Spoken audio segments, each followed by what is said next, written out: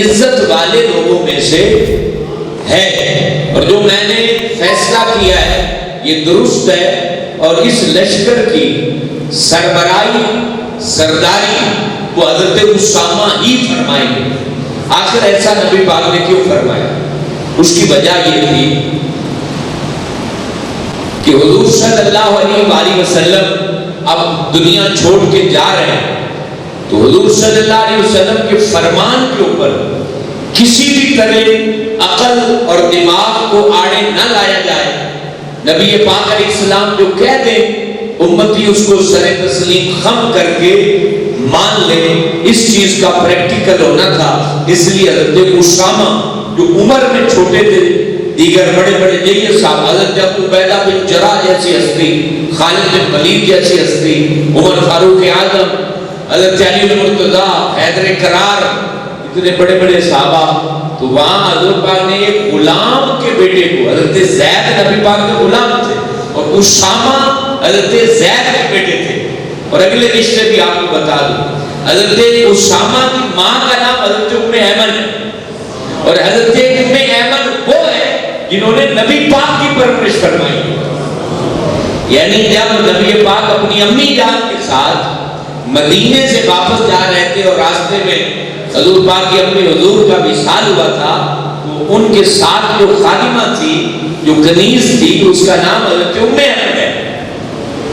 اور حضرت ام ایمن کو یہ برکت حاصل ہے کہ اللہ رب العالمین نے ساری زندگی ان کو حضور پاک کا قرب عطا فرمایا، برکتیں عطا فرمائی۔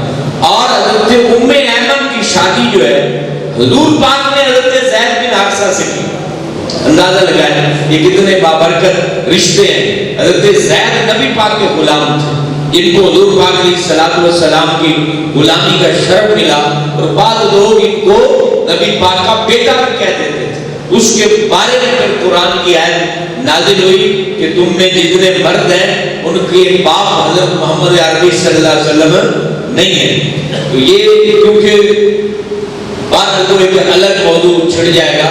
حضرت زید کی بیوی ہیں حضرت ام ایمن، اور ان کے بیٹے ہیں حضرت اسامہ، اور حضرت اسامہ وہ خوش نصیب ہیں جن کو نبی پاک علیہ السلام نے کھلایا ہے، حضور علیہ السلام کے حجرے میں جن کی پرورش ہوئی ہے، اور حضرت اسامہ وہ خوش بخت ہیں جن کو نبی پاک علیہ السلام اتنا پیار کرتے تھے۔ صحابہ کہتے ہیں کہ کوئی معاملہ ہوتا تو ہم حضرت اسامہ کے ذریعے نبی تک پہنچا دیا کرتے، اتنا شفقت اور محبت تھی۔ تو حضرت اسامہ کو حضور جان رحمت نے اس سپاہ سالار بنا دیا۔ اب حضور علیہ السلام یہ بیان کر کے، آپ اس وقت تکلیف میں تھے، بیان کر کے ممبر پر اپنے حجرے میں چلے گئے، اور تمام صحابہ نے سر تسلیم خم کیا کہ اللہ کے نبی نے جو فرمایا ہے وہ حق ہے، اور ہم اس کو تسلیم کرتے ہیں۔ اب حضرت اسامہ اپنے ساتھ صحابہ کو لے کر مدینہ پاک سے باہر مقام جرف ہے، وہاں جا کے پڑاؤ ڈالا۔ مقصد تھا کہ جو بھی دور دور والے ہیں وہ اس لشکر میں شامل ہو جائیں۔ مقام جرف پر جو ہے ان کے خیمے لگے، حضرت اسامہ جو ہے وہاں پر اکٹھے ہوئے، اور باقی بھی تھوڑے تھوڑے کر کے جب وہاں بہت زیادہ لوگ جمع ہو گئے تو پھر اطلاع آئی کہ نبی پاک صلی اللہ علیہ وسلم کی بیماری میں اضافہ ہو گیا ہے۔ تو اب حضور فخر عالم صلی اللہ علیہ وآلہ وسلم آپ اپنی زندگی کے آخری لمحے تک جماعت خود کرواتے تھے۔ جماعت نبی پاک جو ہے وہ خود کرواتے تھے۔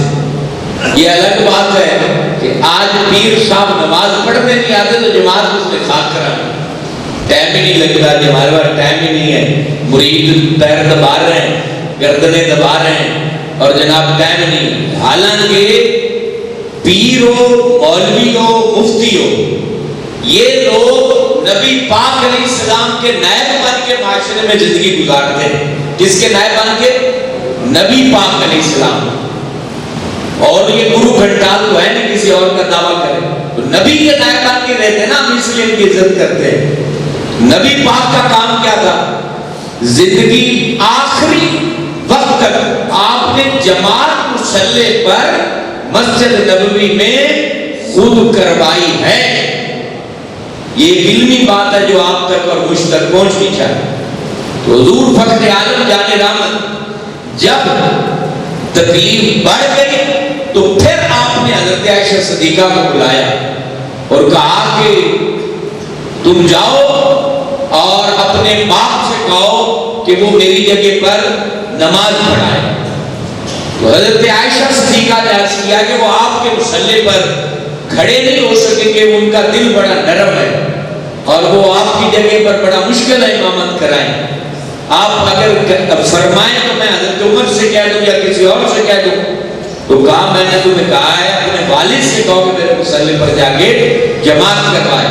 تو پھر حضرت ابو بکر صدیق نے نبی پاک نے جب اجازت دی تو آپ نے پھر تقریباً 17 نمازیں ایسی ہیں کہ جن کی امامت نبی پاک کی حیات مبارکہ میں حضرت ابو بکر صدیق نے مصلی رسول پہ کروائی. اور یہ کتنی بڑی خوش نصیبی ہے. یعنی حضور پاک پر اپنے گھر میں نماز پڑھتے تھے اور بعض دفعہ حجرے سے دیکھ لیا کرتے تھے کہ میرے صحابہ نماز پڑھ رہے ہیں.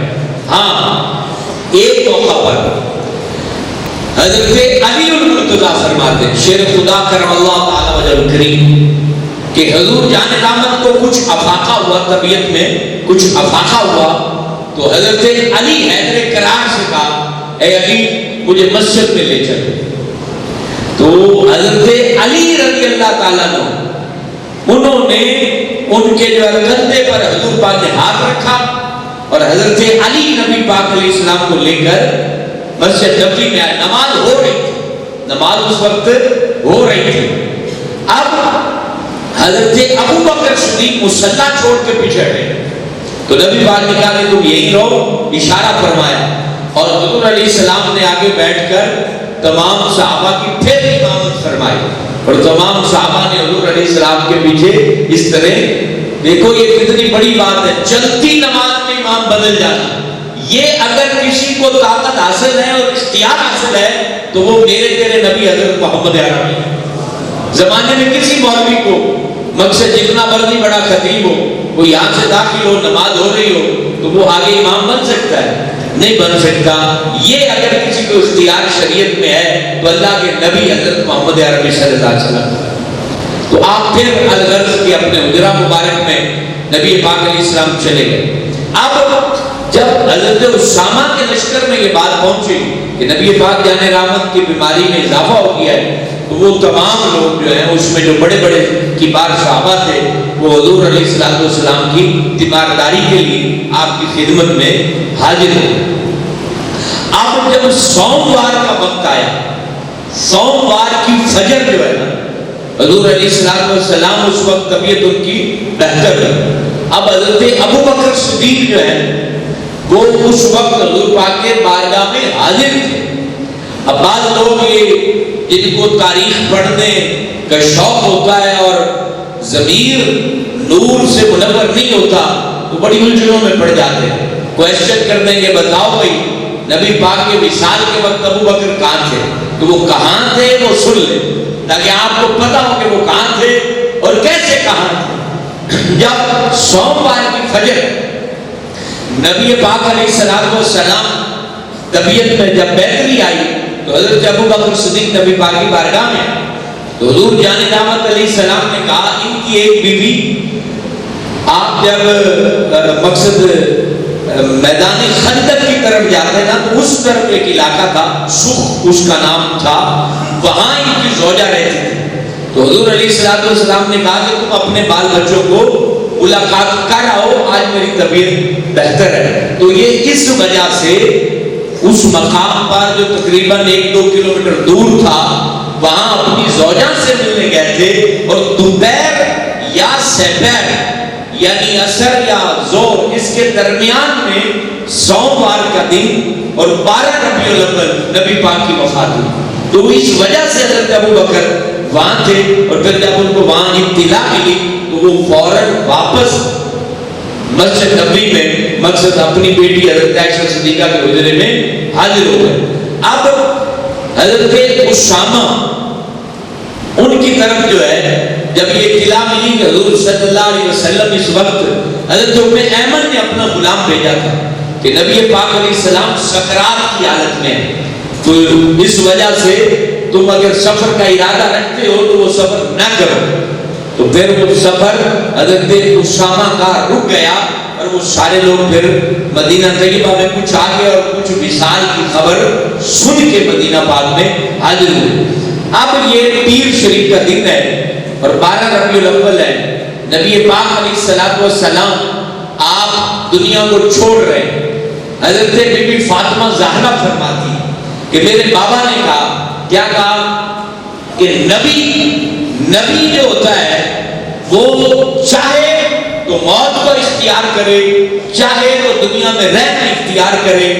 اللہ نے اس کو یہ اجازت دی ہے. تو بی بی فاطمہ کہتی ہیں جیسے ہی نبی پاک نے یہ الفاظ کہے تو حضرت فاطمہ زہرا کہتی ہیں میرے والد نے ضرور اللہ کے حضور جانے کو قبول کیا ہوگا.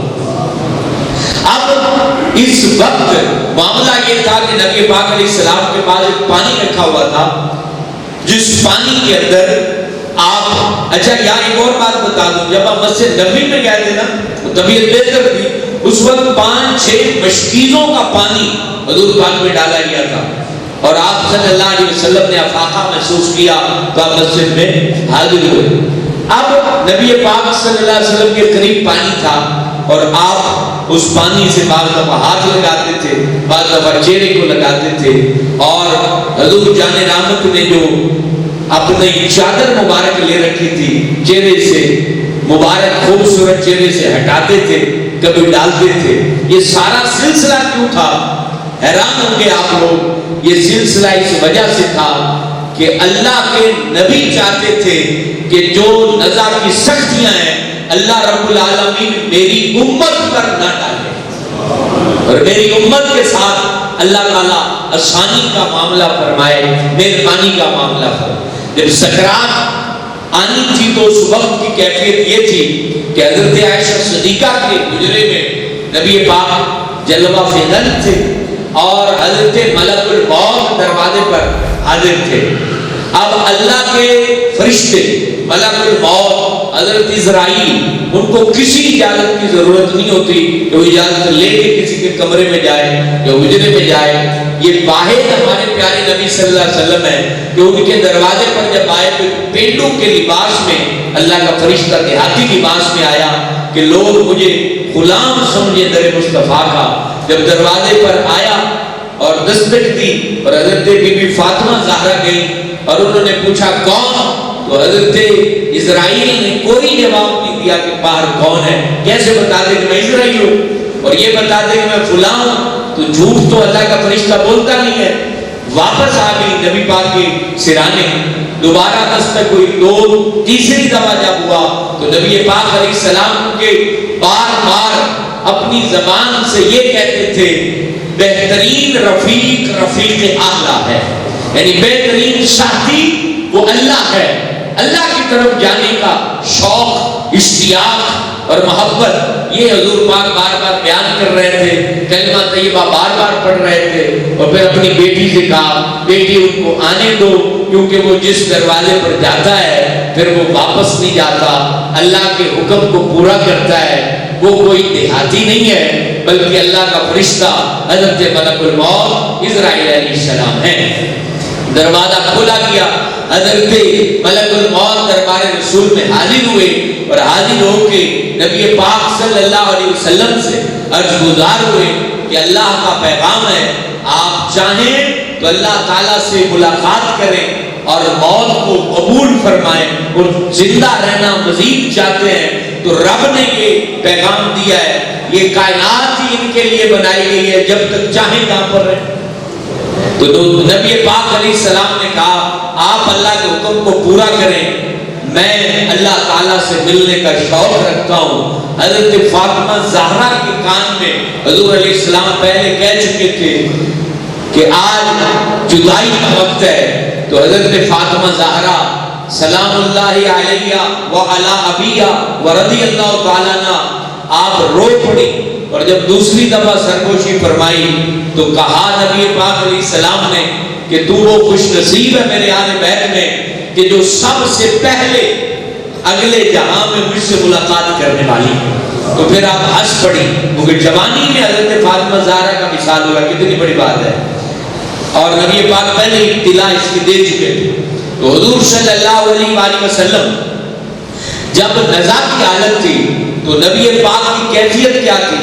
حضور علیہ السلام کا سر اقدس اور آپ کے شان مبارک حضرت اما حضور حضرت عائشہ صدیقہ طیبہ طاہرہ کے سینہ اقدس پر آپ کا سر مبارک تھا اور گود مبارک میں آپ کا جو ہے وہ گود آپ کی پیٹھ مبارک تھی اور اس طرح حضرت اما عائشہ صدیقہ کی گود میں آپ آرام کر رہے تھے.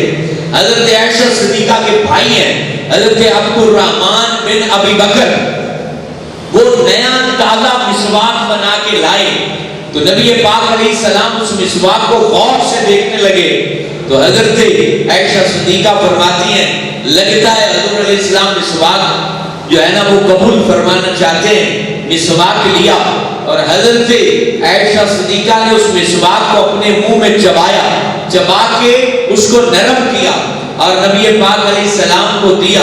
حضور پاک نے اپنے دانتوں پر وہ مسواک کو ہلکے ہلکے لگایا واپس کر دیا.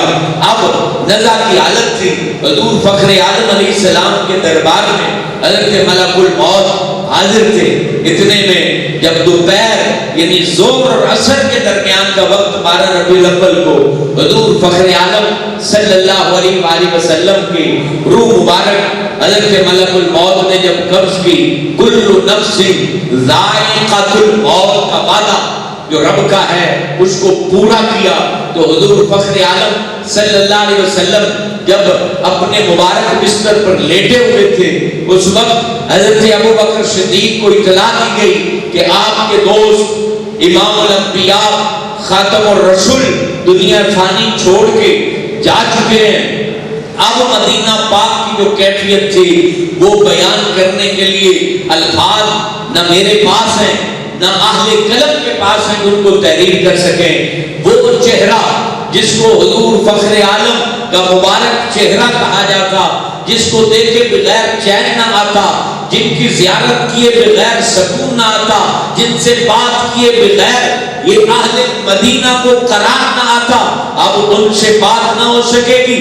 وہ ان قریب مزار پر انوار میں تشریف فرما ہو جائیں گے اور ان کا زیارت سے معروم ہو جائیں گے لوگ. یہ کیفیت نے لوگوں کی حالت بدل کر رکھ دی. مدینہ طیبہ کی گلیوں میں جب یہ پیغام پھیلا کہ اللہ کے نبی دنیا فانی سے کوچ کر گئے ہیں، اللہ اللہ، ہر ایک شخص گریاں کنا تھا، لوگوں کے جذبات بے قابو تھے.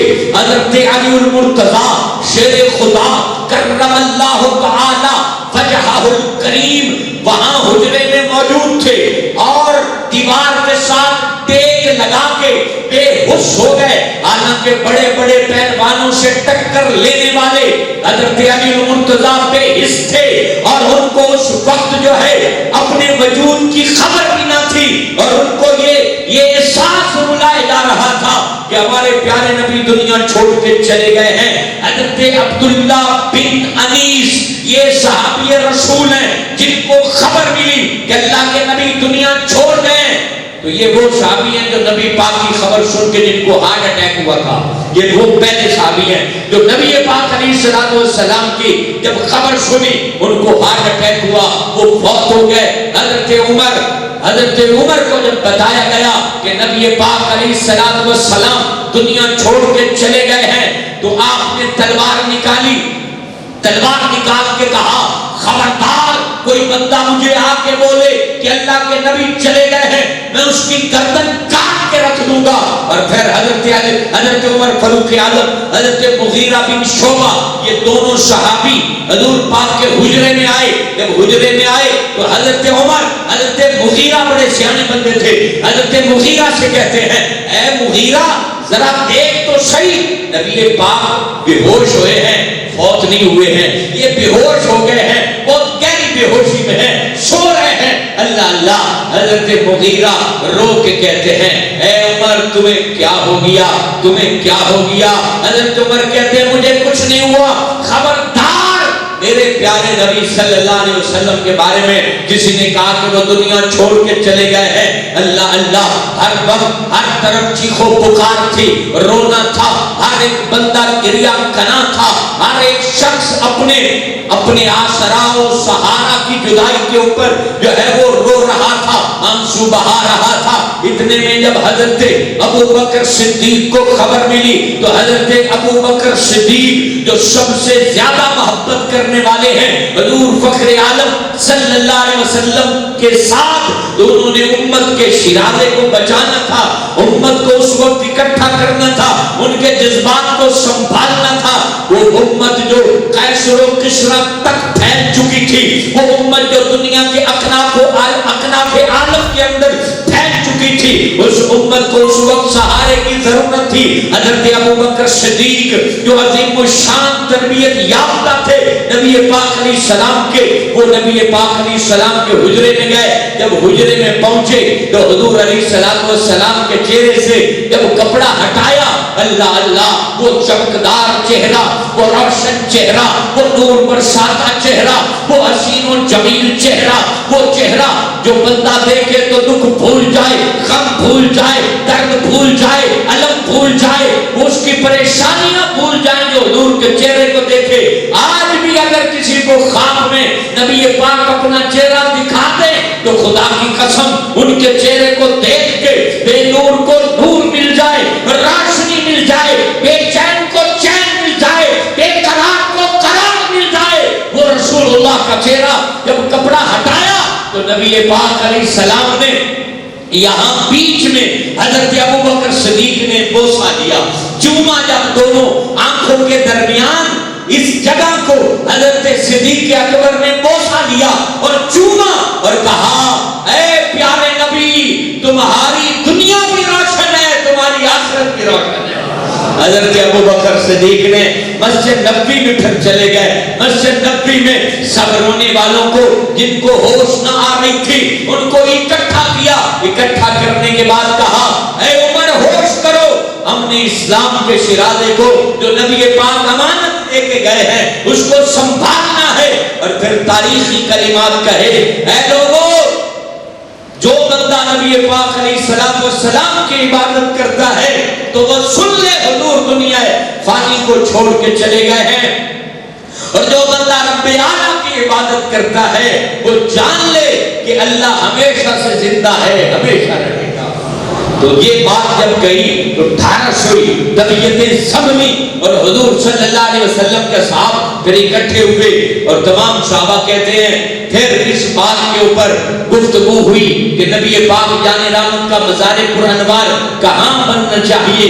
تو اللہ اکبر, حضرت ابو بکر صدیق نے کہا میں نے اللہ کے نبی سے یہ کلمات سنے ہیں, جس جگہ اللہ کا نبی دنیا سے رخصت ہوتا ہے اسی جگہ ان کی قبر بنائی جاتی ہے. میرے مسلمان بھائیوں, آؤ سنو, کون خوش نصیب ہے جس نے جناب نبی پاک کے مزار کی جگہ پر یہ خدمات سر انجام دی. ان کا نام حضرت ابو طلحہ انصاری ہے. یہ وہ صحابی ہیں کہ جہاں آج حضور پاک کرام فرما ہے, اس لہد کو بنانے والے حضرت ابو طلحہ انصاری ہیں. سبحان اللہ, حضرت ابو طلحہ انصاری نے لہد تیار کی. لہد کہتے ہیں پہلے قبر کا صندوق بنایا جاتا ہے, پھر کعبے کی طرف جو ہے اس میں بغلی قبر بنائی جاتی ہے, اس کو لہد کہتے ہیں. لہد تیار کر لی گئی اور اس کے بعد حضور جان رحمت کی وصیت تھی کہ مجھے جو ہے وہ غسل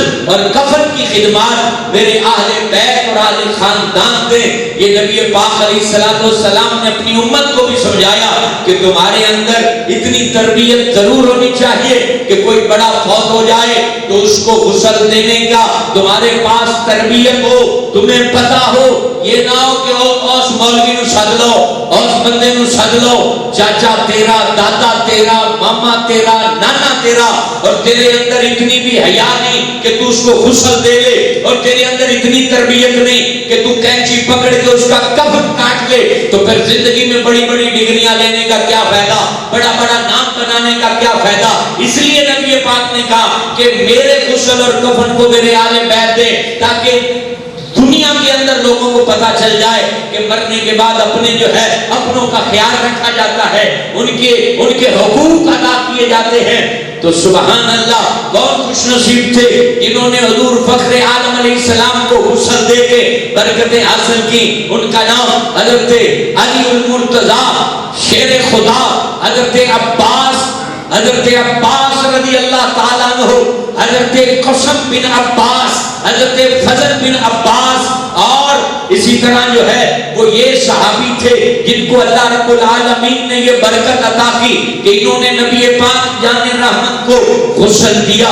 اس کے بعد حضور علیہ السلام کا جو مبارک کفن تھا وہ پہنایا گیا، اور حضرت فضل بن عباس وہ خوش نصیب ہیں کہ نبی پاک کی ان پلکوں کے اوپر جو پانی لگا تھا اور حضور پاک کی ناک میں جو پانی آگے ٹھہرا تھا، یہ وہ خوش نصیب ہے کہ اس پانی کو پینے کی سعادت اللہ نے عطا فرمائی۔ اللہ اکبر۔ اور پھر حضور جان رحمت صلی اللہ علیہ وسلم کے مبارک جنازے کی کیفیت یہ تھی کہ تمام صحابہ آتے، خواتین پہلے آئیں اور پھر مرد آئے، اور باری باری وہ حضور کے حجرے میں جاتے اور حجرے مبارک میں جا کے درود پاک پڑھتے اور وہاں سے چلے جاتے۔ یہ نماز جنازہ کی کیفیت تھی۔ اور پھر حضور فخر عالم صلی اللہ علیہ وآلہ وسلم کے جسد اعلیٰ کو آپ کے نورانی منور خوبصورت جسم مبارک کو جب آپ کی لحد مبارک، جو لحد کی مٹی ہے جو نبی پاک علیہ السلام کے جسم سے مس ہے، یہ تمام مسلمانوں کا عقیدہ ہے کہ وہ عرش اعظم سے بھی افضل ہے، کیونکہ وہ نبی پاک جو اللہ کے حبیب ہیں اور خاتم الرسول ہیں، ان کے جسم کی برکتیں لے رہی ہے۔ اس مبارک مزار میں حضور صلی اللہ علیہ وآلہ وسلم کے جسد اقدس کو رکھا گیا، مزار پر انوار بنا دیا گیا۔ میرے دوستو، پھر اس کے بعد حضور علیہ السلام آپ نے اپنے ترکے میں کیا چھوڑا تھا، یہ بھی بڑی قابل غور بات ہے۔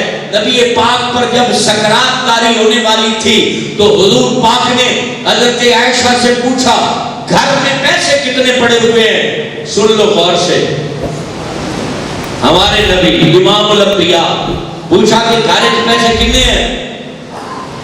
تو حضرت عائشہ صدیقہ فرماتی ہیں 7 روپے پہ۔ کتنے؟